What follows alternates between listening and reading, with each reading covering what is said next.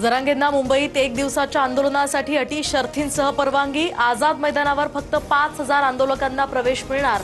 सार्वजनिक सुट्ट्यांनाही आंदोलन करता येणार नाही। एक दिवस आंदोलनाला परवानगी असल्यास एका दिवसात मागण्या मान्य करा। बेमुदत आंदोलनाची जरांगेंची भूमिका। मराठा आंदोलकांसह मुंबईकडे कूच। जुन्नरमध्ये शिवनेरीच्या पायथ्याशी जरांगेंचा पहिला मुक्काम असणार।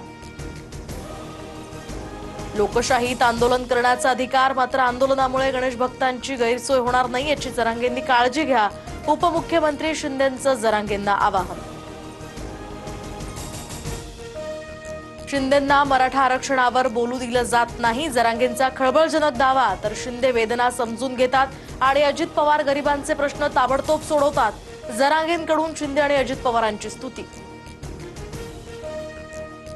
सरकारचं शिष्टमंडळ शिवनेरीत जरांगेंना भेटण्याची शक्यता। जरांगेंची तयारी असल्यास आम्ही चर्चा करू, मात्र जरांगेंची भेट घेण्यासंदर्भात अद्याप काहीही चर्चा नाही। विखे पाटलांची माहिती। मराठा उपसमितीचे अध्यक्ष राधाकृष्ण विखे पाटील मंत्री रावसाहेब दानवेंच्या भेटीला। शिर्डीमध्ये शासकीय विश्रामगृहात दोघांमध्ये बंद दाराआड चर्चा सुरू। जरांगेंच्या भूमिकेवर चर्चेची शक्यता।